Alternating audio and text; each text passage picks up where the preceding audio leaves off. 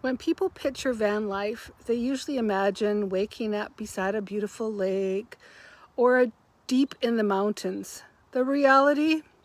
Sometimes I'm parked beside a lake, at a recreation site, down a desert road on BLM land, and other nights I'm in an RV park with full hookups, Wi-Fi, and laundry. So which one is better? After several years of full-time van life across Canada and the United States, I've learned they both have their place. Today I'm sharing the advantages and disadvantages of each so you can decide which one is right for your travels.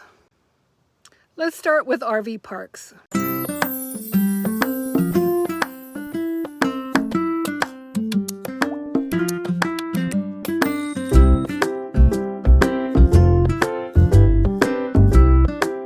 There are definitely days when an RV park is exactly what I need. The biggest advantage is the convenience. You usually have electricity, water, sewer dumps, showers, laundry facilities, garbage disposal, and sometimes even a store or a swimming pool. If you've been boondocking for several days, being able to plug in, refill your water tank, dump your tanks, and do laundry all in one place feels amazing. Many RV parks also have reliable cell service and often good Wi-Fi, making them a good option if you're working remotely or uploading the YouTube videos. Security is another benefit. There are usually other campers nearby, someone managing the campground, and you don't have to wonder whether you're parked somewhere you're not allowed to be. But there are many disadvantages as well. The biggest one is the cost. Depending on where you are, an RV park can easily cost anywhere from $40 to $100 per night. Another downside is privacy.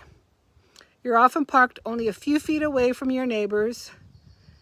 If someone has their outdoor TV on, children are playing, dogs are barking, or generators running, everyone hears it.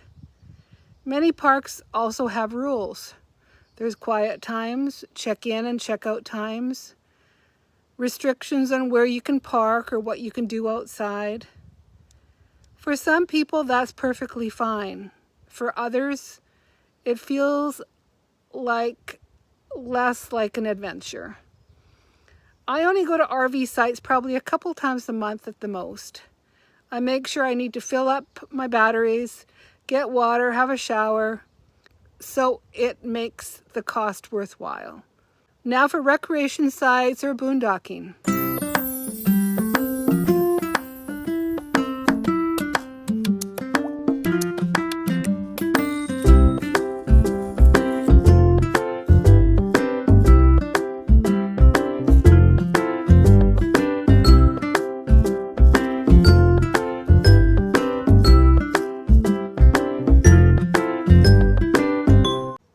This is what many people imagine when they dream about van life. Camping beside a lake, in the forest, next to a river, in the desert, watching wildlife instead of traffic. One of the biggest advantages is there's usually no cost. Many recreation sites are free or only charge a minimal amount. That makes traveling for months at a time much more affordable. Another huge advantage is the peace and quiet. Instead of dozens or hundreds of RVs, you might have a handful of campers nearby. Some mornings, the only thing you hear is birds singing. The scenery is usually incredible most of the time.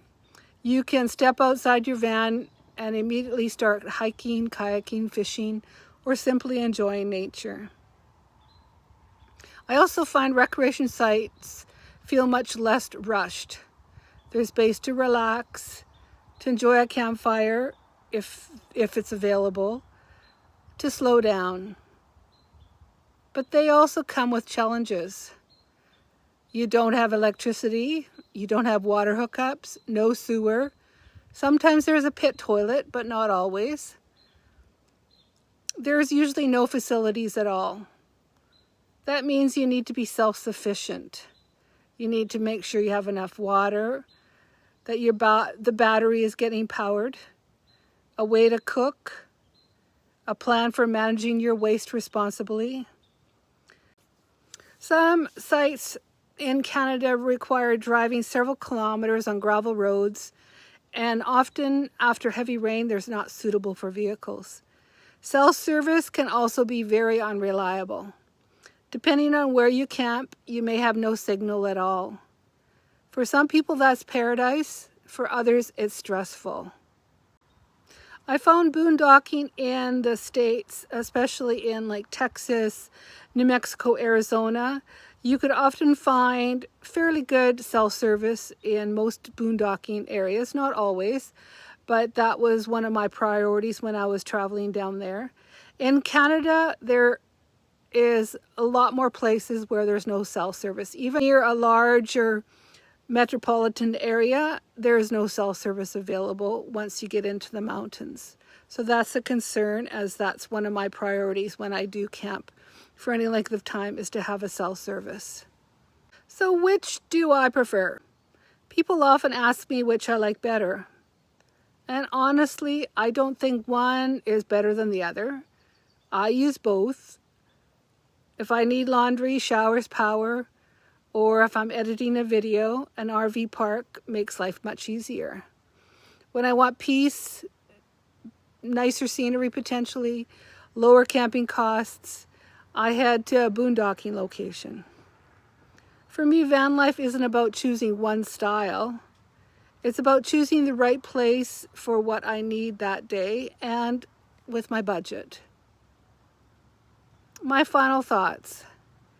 Whether you're staying in an RV park or boondocking beside a quiet lake, the goal is the same in van life: to enjoy the journey, to explore new places, and to wake up somewhere that makes you smile. Every campsite offers a different experience, and that's one of the things I love most about traveling. I'd love to hear from you. Do you prefer RV parks or boondocking? Or are you like me and enjoy a mix of both? Let me know in the comments. Thanks for watching, and we'll see you in the next adventure. Bye for now.